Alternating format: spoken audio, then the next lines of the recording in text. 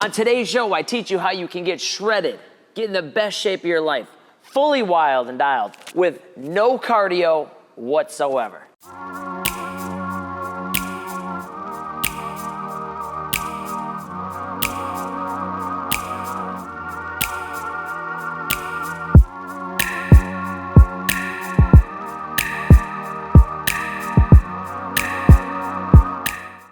All right, ladies and gentlemen, it is August 21st. That means I'm 21 days into a 31-day challenge that I took on.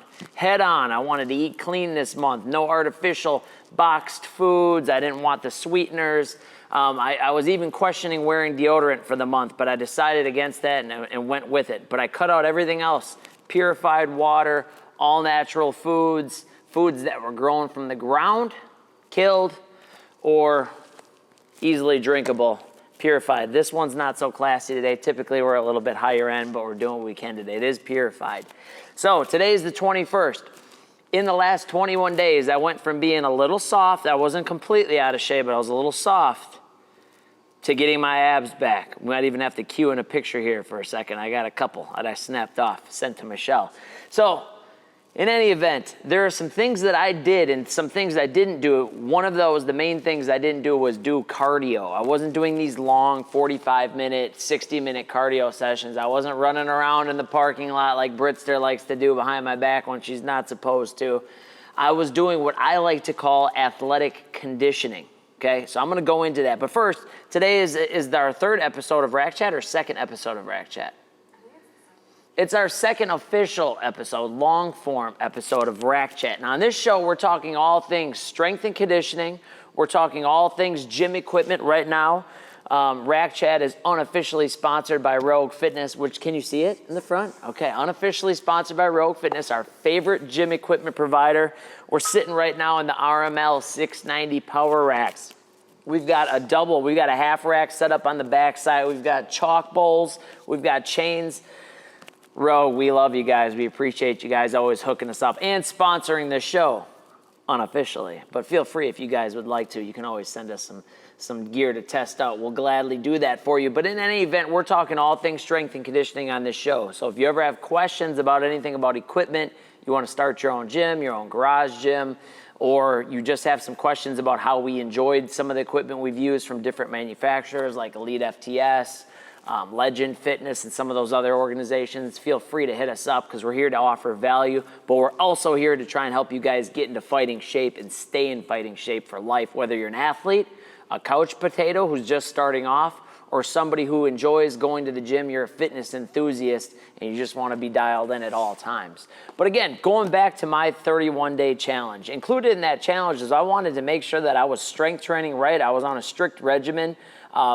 It had been a while since I trained real hard. I had a hernia, umbilical hernia that I had to kind of work around, and I'm trying to get back into the strength game pretty hard right now and take it a little bit more seriously. So I went back to an old program, trusty but true, Jim Wendler's 531, to get me back on track. Great program, great gains, smooth progression, always working at a little bit lower percentage than you could actually do, but it kind of gives you a little confidence going into every workout that you're hitting weights that you know are attainable, but you're stressing, you're pushing, you're striving, and you're straining every set. So really enjoying that.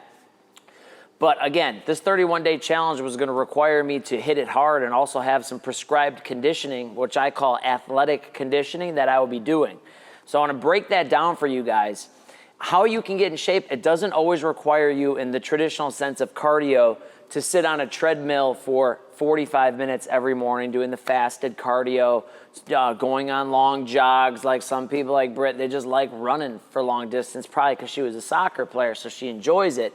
Going this long, slow route, you know, the step mill, where people are on the step mill talking about how it really dials your legs in. Well, yeah, to a certain extent, and there are certain situations, like if you're an IFBB pro bodybuilder, where that might make sense. But if you're not on the gym candy, if you're not hitting the needle real hard every day, you probably don't need to sit on the treadmill or the elliptical or the step mill for 5 hours a day to get shredded. Simple. You have to be effective, you have to be efficient, and you have to hit it hard and be intense. So my athletic conditioning goes like this. The number one thing that I do for athletic conditioning is I do high rep, high volume, and high intensity strength training. So to be honest, it has nothing to do with running, jumping, anything like that. The number one thing that I think helps me get in shape is not only my diet, my water intake is always on point, but I'm in the rack. I'm in the squat rack, just like the one you see right here. I'm using the safety squat bar. I'm benching, I'm speed benching. I'm doing the dynamic effort method as much as I can, mixed in with 5-3-1. And I'm training hard, I'm training fast, and I'm getting my work in, max effort. So I'm straining, and when you do that, your body's reaction to that is not only to start to build strength and to build lean muscle mass, but when you're doing that and you're eating right, you're also going to start burning through body fat.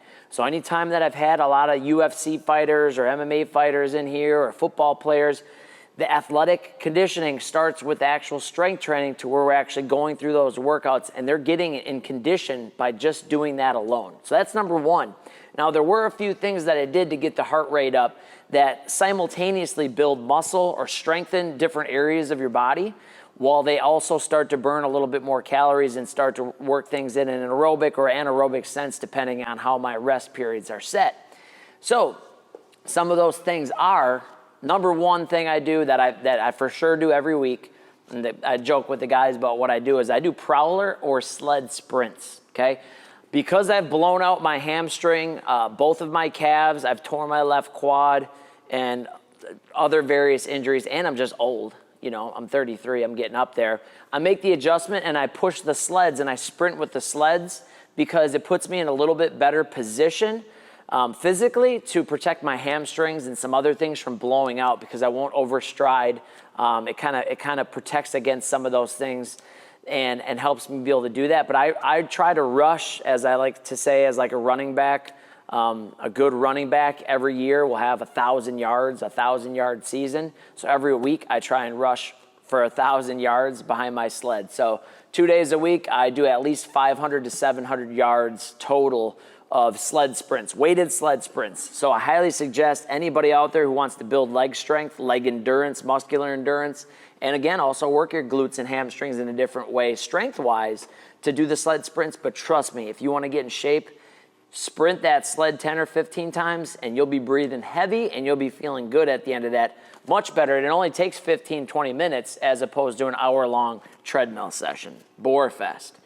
Next thing up is West Side sled drags. This is a funny one when I do it out in Cedarburg, up and down the mean streets of Cedarburg, and I got the old ladies gawking at me when I'm running around, shirt off, chains around my neck, and a little small West Side sled being dragged behind me. But doing forwards drags, side lateral drags, and backwards drags, and some other different variations of sled drags outside on a mini sled is something I love doing. And I use those extensively throughout this program on Sundays. Another thing that I do is jump rope skips. Not rocket science, but banging out 300 to 600 skips on a jump rope, even in between some of your strength training sets, is the perfect athletic conditioning to keep your feet moving fast, to work your core and having a brace, get a little shoulder mobility while you're jumping around a little bit, and also get your heart rate elevated in another great form of athletic conditioning. Rather than sitting on the step mill at a slow snail's pace, stomping, looking around. You got old people to your left, old people to your right. No offense against old people, because I'm getting there. But, you know, at the end of the day, it's a little bit more fun, a little bit quicker. You get in, you get out. Staying athletic is another benefit of that. The Rogue Eco Bike. I just posted that on my Instagram the other day. I did a little time lapse of me hitting. I think I was on there for 4 minutes. 4 minutes, 20 seconds up and about 30 seconds down. And I did in 4 minutes max effort on that eco bike. Will have your legs, your quads screaming. You'll be sweating. Your core is working and trying to stabilize you. Love the Rogue Eco Bike. Phenomenal piece. Britt tried the Assault bike out from a different manufacturer. How was that? Yikes. Loud, clunky, slow, just ugh. Get the Rogue stuff. I think Rogue actually sells their stuff. I hate to hate on companies, but it was awful, god awful.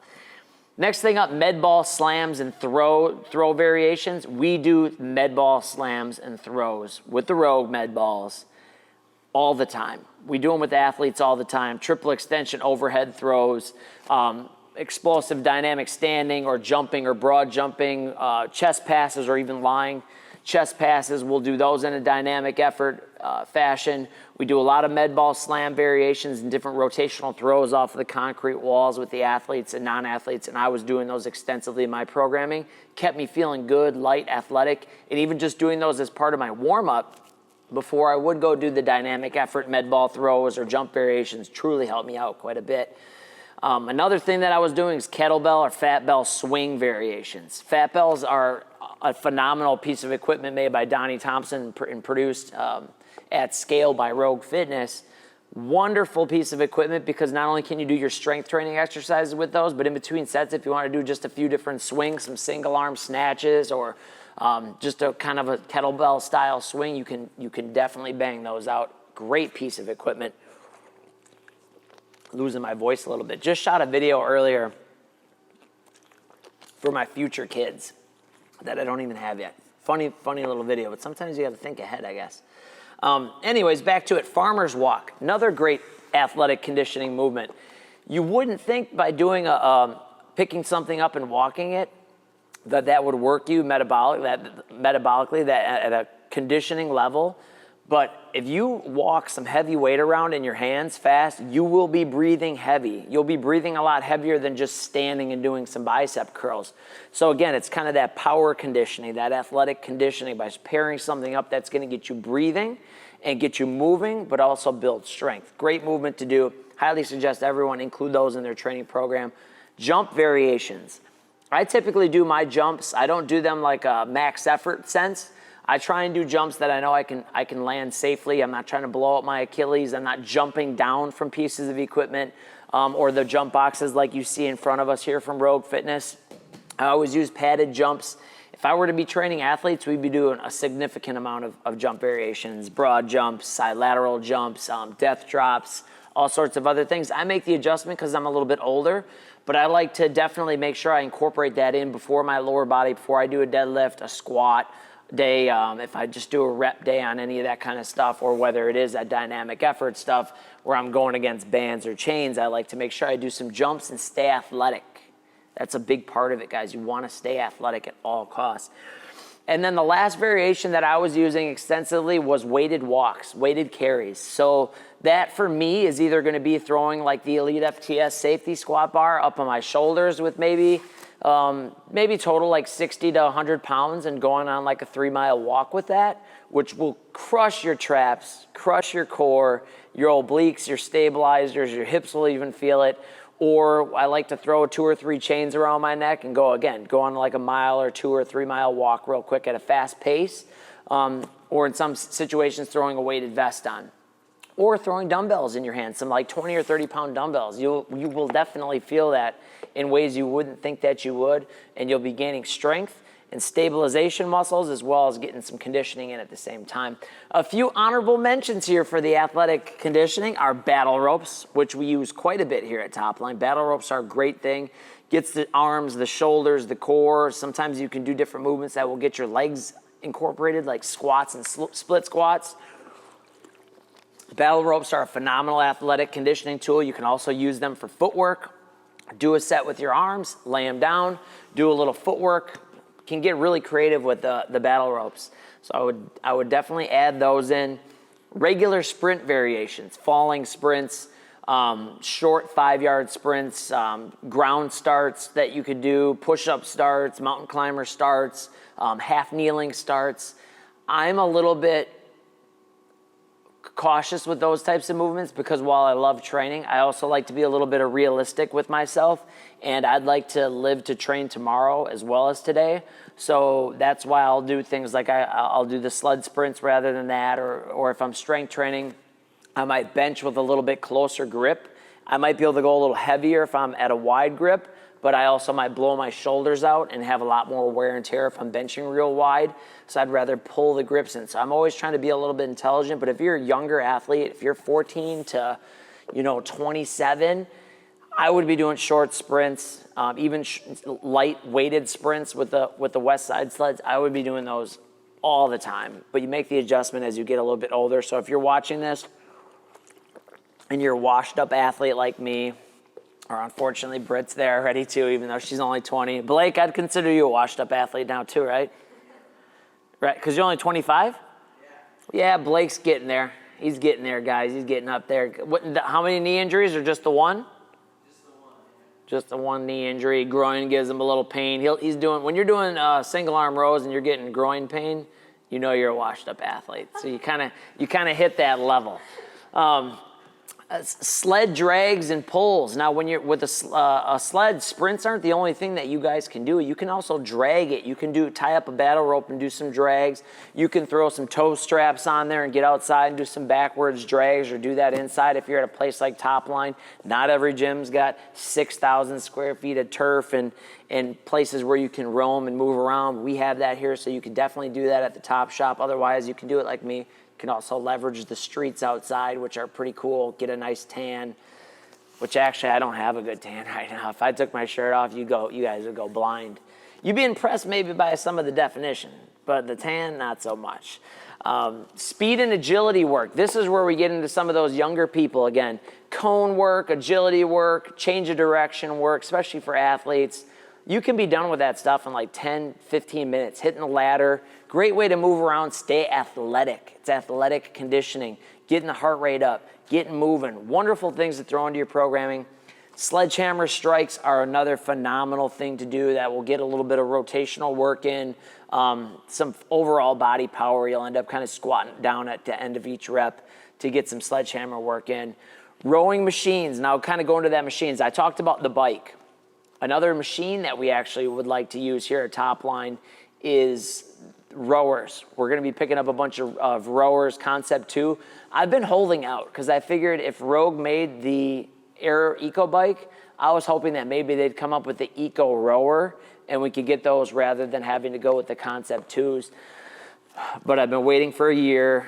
It's nowhere in sight. Sometimes I wonder if Rogue's what they're doing, because they're supposed to have lap pull-downs for these racks too.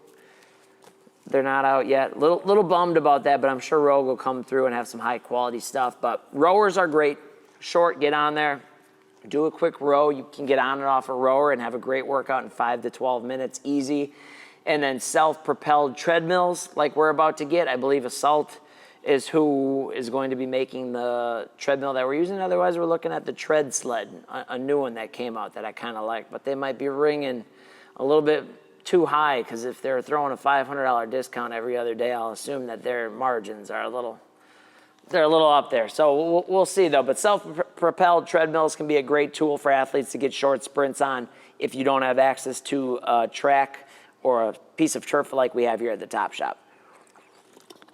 So again, guys, you don't have to sit on a treadmill for an hour to get in shape.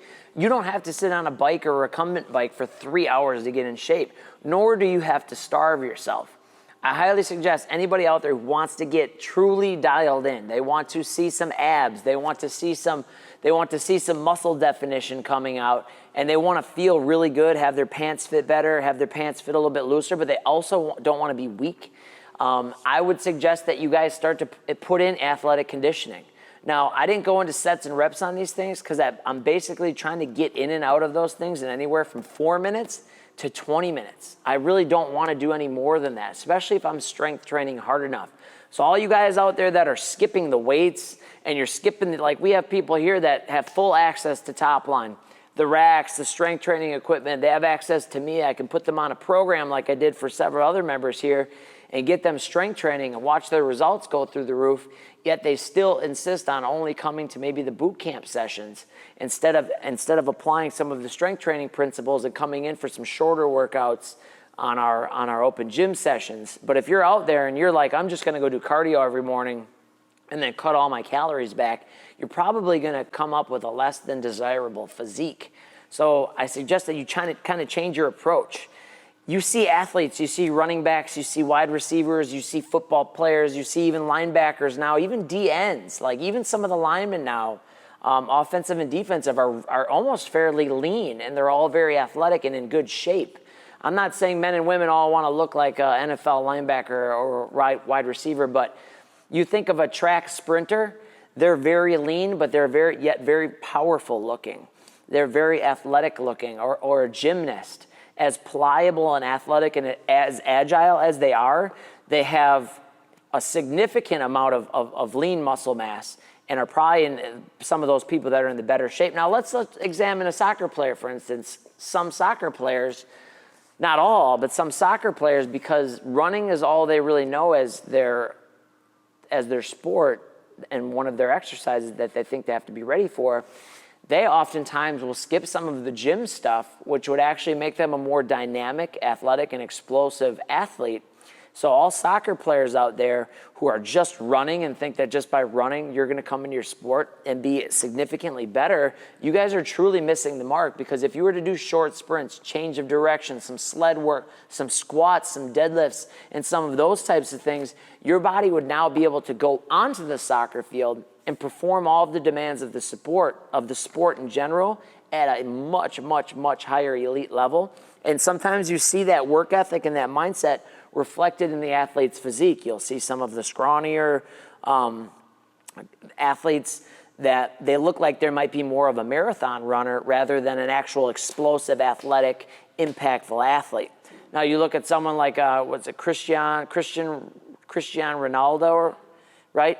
Not a massive guy by any means. Very kind of has more of that athletic-looking swimmer's physique where there is some lean muscle mass there and can move around a little bit better. You'll see some soccer players that play at a high level and they're a little bit more athletic, explosive looking. I'm not saying you have to look like monsters, but you can kind of see the ones that have the power and the explosive ability to speed and change direction and do it in a manner where they can stay healthy and make a big impact. And they're oftentimes doing more athletic conditioning rather than just the long-term, the long distance running, the long distance bike rides, and so on and so forth in the aerobic capacity. You have to train all the energy systems in a certain capacity. Even if your sport uses one exclusively, you should still train some of those other aerobic energy systems or anaerobic energy systems to make sure you're a complete athlete.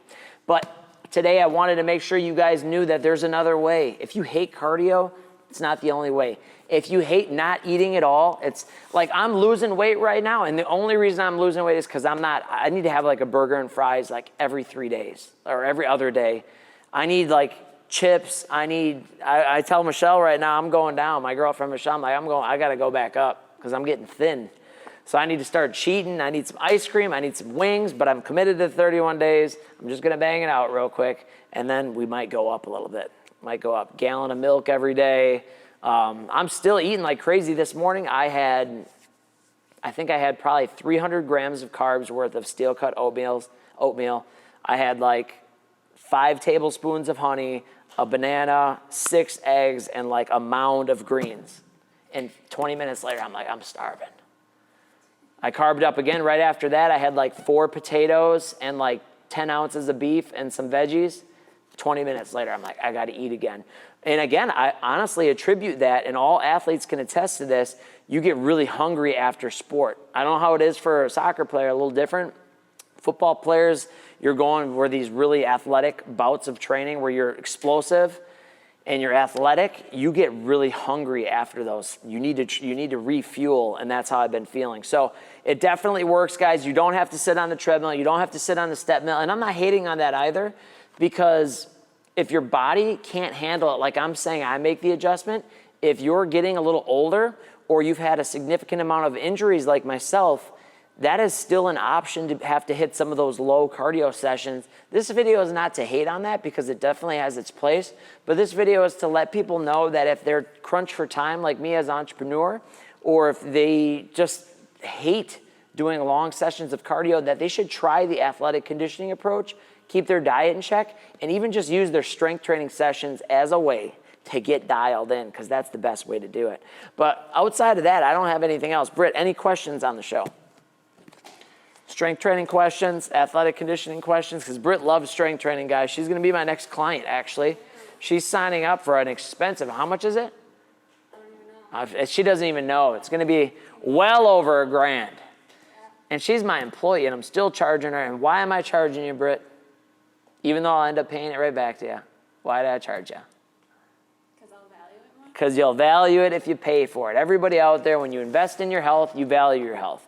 A lot of people right now, if we checked your bank statement, we'd probably see that your grocery bill doesn't have a lot of healthy food on it.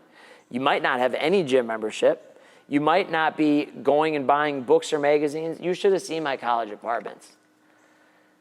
If my buddies were here, they're just stacked. Muscular development, men's fitness, men's health, what was it? Fitness RX, Muscle Mag. I mean, I had every single magazine, book. I was reading books on steroids so I could be knowledgeable on it. Not that I ever did it.